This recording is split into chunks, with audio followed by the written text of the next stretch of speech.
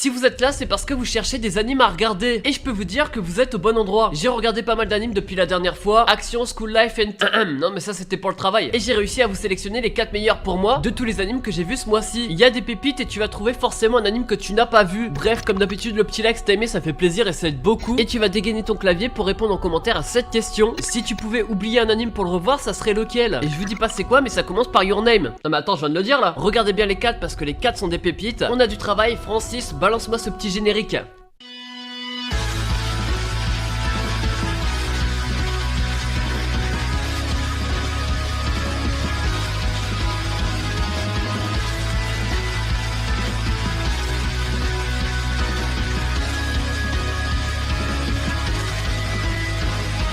Mais avant ça, je vais prendre une minute parce que cette vidéo est sponsorisée par NordVPN. Attends, mais tu connais pas NordVPN? C'est un système de VPN qui va protéger vos données. Mais pas que, il y a plein d'autres avantages. Vous avez peut-être peur d'enregistrer vos mots de passe, ou alors juste de rester connecté tout simplement, parce que quelqu'un pourrait voir que vous êtes tout simplement en train de regarder... non, c'est pas moi, c'est un exemple. Bref, grâce à NordVPN, ça passe dans leur système, etc. Tout est chiffré, on ne pourra pas récupérer vos données, ou alors vous surveiller. Du coup, je relance l'épisode. Je le dis à chaque fois, mais ça tombe bien pour ceux qui regardent des animes. On pourra profiter du catalogue Netflix, par exemple, japonais en France, en seulement un clic, ou alors le catalogue des 60 pays qu'ils ont dans leur système. Du coup, renseignez-vous sur les catalogues et même offres à l'étranger parce que vous pourrez profiter de tout ça. Pourquoi NordVPN et pas un autre? Tout simplement parce que c'est le VPN le plus rapide au monde. Exemple, si NordVPN serait un personnage d'anime,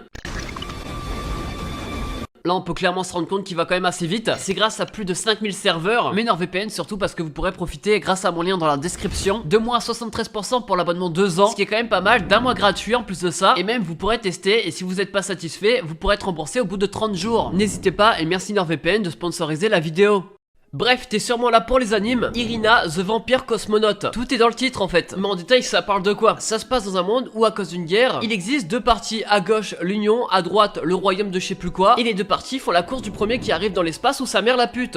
Bon, je vais peut-être ajouter un petit truc en plus. Mais bref, l'Union va créer une ville un peu cachée. Et c'est ici justement qu'ils vont préparer en fait le voyage dans l'espace. Les expériences, tout ça, à l'abri des regards de tous. Et d'ailleurs, l'Union sont les premiers à réussir à envoyer un être vivant dans l'espace. C'est un chien. Sauf que ça a duré quelques heures parce qu'il y a eu un problème. Et il est mort. Repose en paix mon frère. Nous on va suivre l'aventure de Lev. Lui c'est un mec qui rêve de devenir astronaute. Et justement il aura sa chance parce qu'on va lui proposer une mission. Celle de préparer un vampire à voyager dans l'espace. Oui, les vampires existent dans ce monde là. Et d'ailleurs ils sont détestés par les humains. Parce que du coup le vampire résiste plus que l'homme. Et au pire des cas s'il meurt bah c'est pas grave vu que c'est un vampire. On va suivre du coup toute la préparation. Est-ce que Irina arrivera à atterrir dans l'espace? Est-ce que Lev réalisera son rêve? Bah faut regarder en fait. C'est un anime de saison. Il est disponible sur Wakanim. Et moi je le regarde parce que en fait je kiffe. C'est un univers alternatif au nôtre qui se passerait dans les années 60. Et dans ce monde là les vampires existent. Mais on va comprendre assez rapidement que bah ils ressemblent aux humains. En fait d'ailleurs c'est des humains mais un peu plus résistants et avec des dents. Le problème c'est tout le côté discriminatoire envers ça. Il y a très peu de personnes qui les acceptent à part Lev et quelques autres personnages. Ce qui fait qu'on va apprécier que eux. Et nous on a envie qu'ils réussissent leur rêve. En plus c'est une romance donc là pour l'instant on ne sait pas. Mais on imagine qu'ils vont être ensemble. Donc à voir comment ça évolue malgré les avis des autres. Pour moi c'est clairement un anime à suivre. Ça s'appelle Irina The Vampire Cosmonaut. Il touche pour genre aventure, drame, fantasy, historique, romance, science-fiction, surnaturel et pour thème espace, univers alternatif et vampire. C'est sur Wakanim, n'hésitez pas. Là on va parler d'un School Life qui est vraiment masterclass. Bokutashi no Remake, c'est un anime un peu du même principe que Real Life. Et ça on aime. Nous on suit l'aventure de Kyoya, développeur de jeux vidéo. Il était dans une entreprise qui a fait faillite. Du coup il avait plus d'argent, obligé de retourner chez ses parents, jusqu'à la rencontre d'une femme qui elle justement travaille aussi dans le même domaine et qui cherche aussi un développeur. Il va retravailler dans l'entreprise qui va faire faillite. Ouais, une deuxième fois, là c'est chaud. Après c'est la faute à pas de chance parce que dans ce domaine là il y a beaucoup de concurrence. Abattu, il rêve de revenir dans le passé pour refaire sa vie. C'est ce qui va se passer un jour quand il va se réveiller. Il va se réveiller 10 ans plus tôt à son entrée à l'université d'art et il sera plongé dans le même endroit que tous les piliers de son époque. Son but c'est de terminer l'école parce qu'il l'avait abandonné plus tôt. Est-ce qu'il va réussir à choper sa deuxième chance? C'est le but de l'anime et nous on va suivre son aventure. Pourquoi c'est bien, pourquoi c'est pas bien? Nous ce qu'on sait c'est qu'il retournera dans le présent avec tous les événements qu'il a changé. Et la seule question qu'on se pose c'est justement qu'est-ce qu'il a changé? Parce que son présent d'avant était vraiment nul, il n'avait personne à qui parler. C'était un geek, il était en kiff sur un personnage d'anime, enfin de jeu vidéo, un personnage 2D quoi. Il avait pas de copine, enfin bref, une autobiographie de moi-même.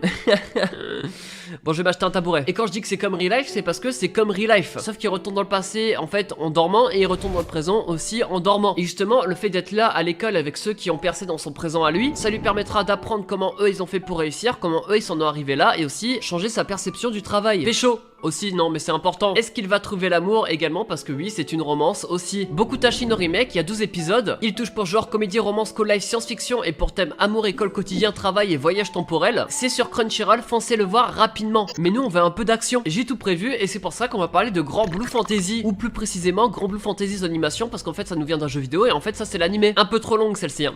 Bref, nous on suit l'aventure d'un mec qui lui rêve de devenir comme son père. Malheureusement lui n'est plus là, mais il lui a envoyé une lettre pour lui dire écoute fiston, rejoins-moi parce que j'ai besoin d'argent. Du coup son rêve c'est un peu de partir à l'aventure, sauf qu'il attendait le bon moment pour se faire, et d'ailleurs le bon moment va arriver. Une femme est tombée du ciel, elle s'appelle Leria et elle est pourchassée par l'Empire, et justement parce qu'elle est un peu particulière. Le perso principal, bon chevalier qu'il est, il va l'accompagner jusqu'à un navire, mais il se fera tuer par l'Empire juste avant.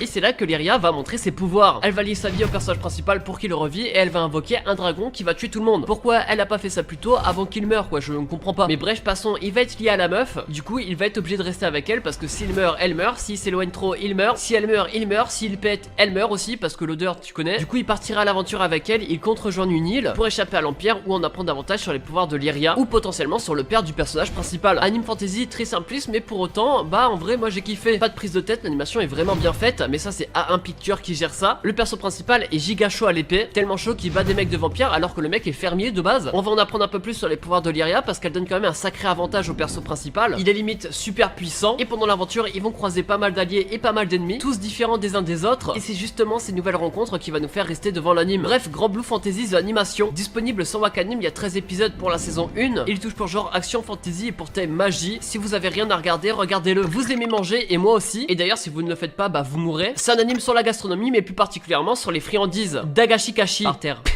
On parle d'un mec qui rêve de devenir mangaka, lui ne sort pas beaucoup de sa chambre hein. Et son père lui tient une boutique de friandises et lui est ultra connu dans le domaine. C'est d'ailleurs pour ça qu'il y a une fille qui s'appelle Shidare. Elle justement c'est la fille d'un mec qui tient la plus grande entreprise de friandises au monde. Elle propose au père du personnage principal de venir travailler dans son entreprise, sauf qu'il acceptera à une condition, c'est que son fils reprenne l'entreprise, comme ça il est sûr qu'il y a quelqu'un de la famille qui gère la boutique. Et c'est ça le but de l'anime, c'est tout simplement un slice of life comédie. La fille de l'entreprise elle est vraiment débile, faut le dire. Elle est là uniquement pour forcer le mec à reprendre la boutique, sauf que justement elle est un peu trop passionnée dans son domaine, et elle va parler de friandises à tout bout de champ, mais pas forcément dire que un tel et un tel est meilleur, mais parler des ingrédients, pourquoi elle est tant aimée, enfin bref ce genre de détails. Personnage peut-être pilier de l'anime parce qu'elle est hystérique, et si elle était pas là, bah on s'ennuierait quand même pas mal. Sinon slice of life basique, histoire amoureuse entre le personnage principal, la fille du bar, tout ça, mais la question c'est est-ce qu'il va devenir un mangaka ou reprendre la boutique, ou même les deux, on sait pas, de qui il va tomber amoureux. De toute manière il y a que 5 personnages qui se battent entre eux, donc je pense que le choix est vite fait. Bref, personnellement j'ai passé un bon moment devant, c'est un anime plutôt chill, il touche pour genre comédie, shonen, slice of life et pour thème gastronomie, manga et quotidien, disponible sur ADN, ça s'appelle Dagashikashi par terre, mais abonnez-vous. Bref, c'est Trash Manga, je vous ai parlé de 4 animes que j'ai kiffé ce mois-ci. Comme d'habitude le petit like si t'as aimé, ça fait plaisir et ça aide beaucoup, et du coup réponds à la question en commentaire, si tu devais oublier un anime pour le revoir, ça serait lequel. Bref, nous on se retrouve ce dimanche sur une vidéo. C'est Trash Manga, allez, ciao, bye bye.